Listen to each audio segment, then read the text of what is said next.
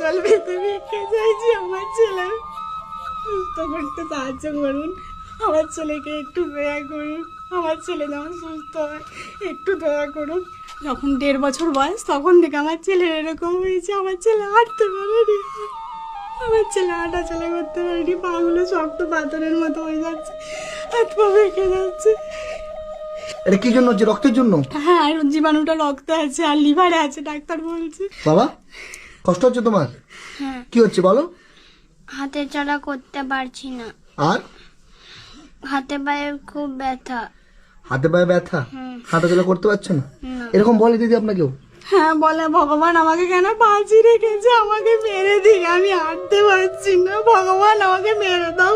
সত্যি কথা এটা আমার ছেলে বলে, ভগবান আমাকে মেরে দাও। মানে বাচ্চাটা নিজেই বলে? বলে।